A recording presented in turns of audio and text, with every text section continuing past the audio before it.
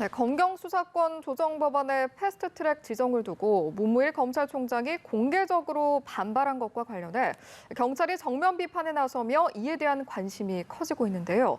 이와 관련해 학계에서도 검찰과 경찰이 서로의 권력을 견제하며 협력해야 한다는 대원칙에는 공감하면서도 방법론에서는 차이를 보이고 있습니다. 오늘 이슈워치 시간에는 먼저 검찰의 수사지휘권 폐지에 찬성하신다는 입장의 서보학, 경희대 법학전문대학원 교수 연결해서 이야기 나눠보도록 하겠습니다. 교수님 나와 계십니까?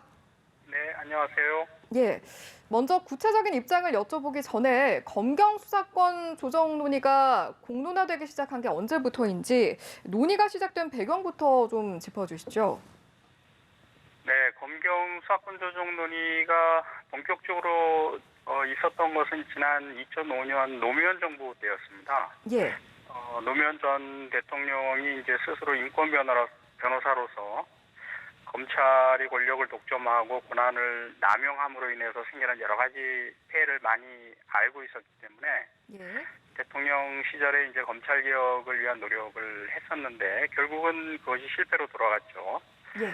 그 이후에 그 이명박 박근혜 대통령 정부 때 잘 아시는 것처럼 이 검찰이 이제 통치 권력과 결탁을 하고 그 과정에서 스스로 부패하고 또 통치 권력의 부패에 일조를 하고 이런 과정에서 그 많은 촛불 시민들이 검찰을 적폐청산 1호로 지목을 했습니다. 예. 그런 과정을 지켜보고 또 과거의 비극을 이제 잘 아는 현재 문재인 대통령께서 대선 때부터 공약을 하신 것이죠. 권력기관 특히 검찰을 반드시 개혁을 하고 공수처와 또 수사권 조정을 이루어내겠다. 더 엄밀하게는 이제 수사와 기소를 분리하겠다. 이런 언급을 하셨기 때문에 아마 청와대와 정부가 이제 주도권을 갖고 수사권 조정 논의에 착수를 한 것으로 알고 있습니다. 예. 그렇다면 이번에 국회 사법개혁특별위원회가 마련한 검경 수사권 조정 법안, 이 법안에 대해서는 어떻게 보세요? 두 가지 점인데요. 일단 검찰이 경찰을 지배하는 이런 종속적 관계를 청산하고 검찰과 경찰이 이제는 상호 대등 관계에서 협력하고 또 감시하고 견제하는 이런 관계로 놓았다는 점은 저는 높이 평가를 합니다. 반면에 검찰 개혁이라는 측면에서 보면은 많이 미흡합니다. 아시는 것처럼 검찰은 직접 수사권, 수사지휘권, 영장청구권, 기소권 독점 이런 권한들을 다 가지고 있는데 이번 개정안에 보면 검찰청법에 여전히 검찰의 직접 수사권을 굉장히 광범위하게 인정을 하고 있습니다. 과거에 보면 검사가 기소권과 수사권을 행사함으로 인해서 양권한이 결합됨으로 인해서 폐해가 드러났던 가장 문제의 영역이 이런 특수수사 분야였는데요. 이번 개정안에서는 여전히 검찰에게 이런 부패 범죄라든가 또 금융 경제 비리라든가 이런 많은 분야에서 직접 수사할 수 있는 권한을 남겨놨기 때문에 과연 이것을 가지고 검찰의 그 개혁 효과를 가져올 수 있을지에 대해서는 좀 많이 미흡하다 이렇게 생각을 하고 있습니다. 예, 그렇군요. 일각에서는 검찰은 경찰의 인권 침해를 막기 위한 사법 통제기관이다 이런 말도 있고 또 경찰에게 수사권을 주면 권한이 비대해진다라는 지적이 있는데 이 부분에 대한 입장도 좀 말씀해 주실까요?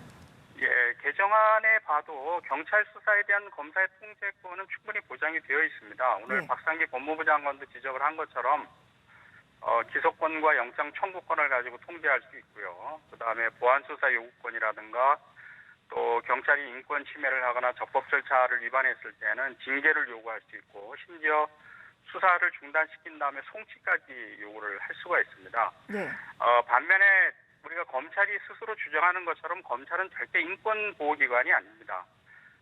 형사정책연구원이 낸 보고서에 따르면 지난 2005년부터 14년 사이 10년 사이에 검찰 조사를 받고 나와서 자살한 사람이 108명입니다.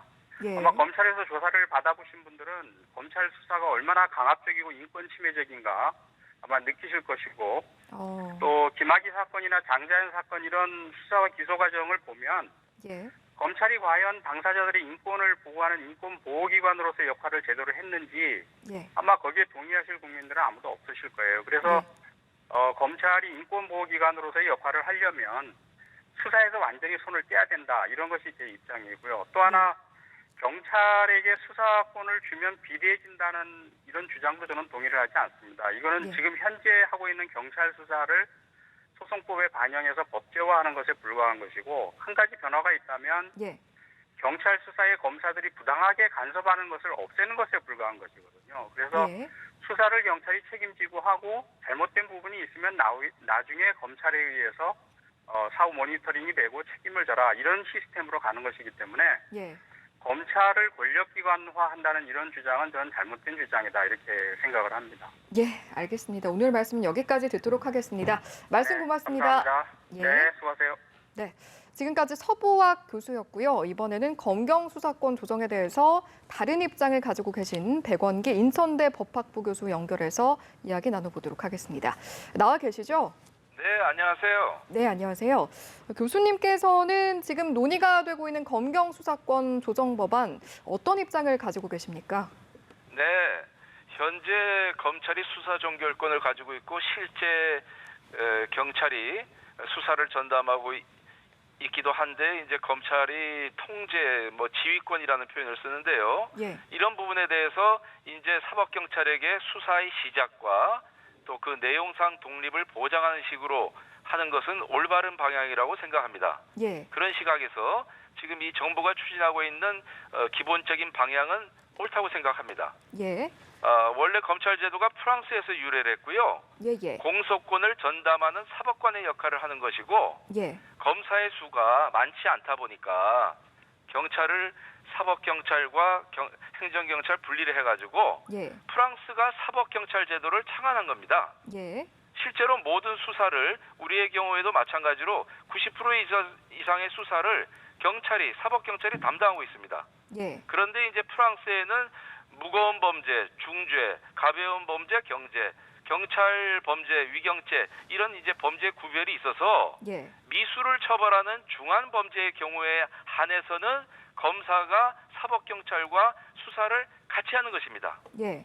따라서 이제 우리의 경우에도 사법경찰이 내용상 수사권을 독립적으로 실행하는 것이 타당하고, 예. 이런 식으로 개정하는 것은 맞는데요. 예. 근데 이제 법안의 문제점은 수사의 종결권, 통제권, 1차 수사권, 2차 수사권, 이런 표현을 써가지고 경찰과 경찰에게 권한을 분배하는 식으로, 이런 식으로 하는 것은 형사소송 구조를 무시하고 허물어뜨리는 위험한 발상이고, 이거는 환상이다. 저는 이렇게 주장하고 있는 것입니다. 예. 그러니까 국민들이 쉽게 이해하실 수 있도록 예를 들면요. 예. 한 가정에 가장이 있는데, 아버지가 있는데 큰아들과 작은아들을 각자의 방에 들어가서 나오지 말고 너희들이 일해라, 이런 식이거든요. 예. 지금 가장은요, 정부는 이 두 아들을 거실에 불러가지고 우리가 잘 살려면 어떻게 해야 되냐, 예. 서로 어떻게 협력해야 되는가, 각자가 잘하는 역할을 하고 협력할 수 있는 모델을 만들어야 된다고 생각합니다. 예. 그런 시각에서 자꾸 예. 싸움 붙이는 식으로 견제와 균형이라는 표현을 쓰고 하는 것은 옳지 않고요. 예. 합의문에 명시됐듯이 서로 협력하고 존중하게 하는, 그렇게 하는 방향이 맞다고 생각합니다. 예. 그러니까 수사권을 분리할 수 있다는 생각은 허상에 불과하다, 이런 입장이신 것 같고, 구체적으로 들어가면 사법경찰이 수사에 있어서 검사의 통제를 받아야 할 것이다, 이런 입장도 가지고 계시다고 들었거든요. 이렇게 주장하신 이유는 무엇인가요? 예, 수사권과 기소권은 분리해서 행사하는 것이 맞고요. 예. 다만 이 권한을 엄밀하게 기계적으로 분리한다는 것이 불가능하다는 얘기입니다.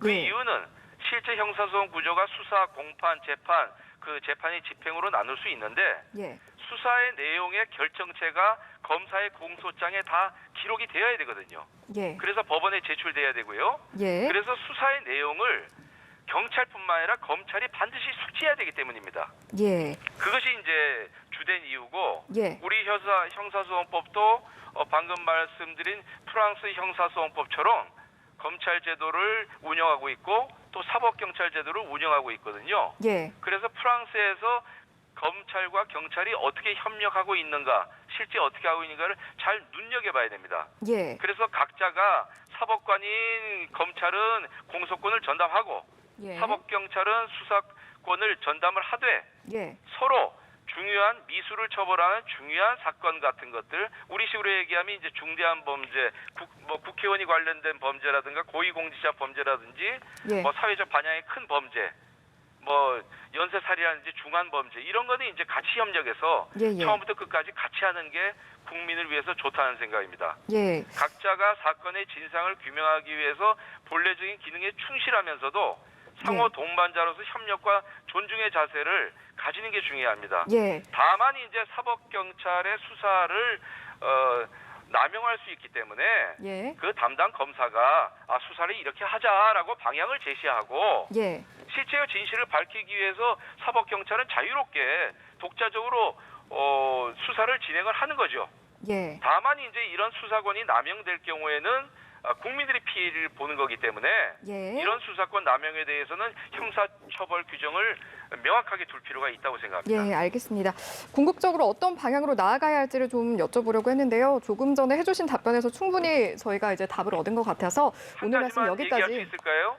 그래서 예, 이제 1차 말씀하시죠. 수사, 2차 수사 이중적인 그런 수사를 하지 말고 예. 국민들을 위해서 단 한 번의 수사를 국민이 피의자이든 고발인이든 고소인이든 참고인이든 예. 한 번의 수사를 받는 것이 주권자 국민을 위한 수사라고 생각을 합니다. 예, 한 번의 수사의 중요성 강조해 주셨고요. 오늘 말씀은 여기까지 듣도록 하겠습니다. 말씀 감사합니다. 네, 고맙습니다. 네, 지금까지 백원기 교수와 함께 봤고요. 오늘은 검경 수사권 조정에 대해서 서로 다른 의견을 가지고 계신 두 분의 교수와 함께 이야기 나눠봤습니다.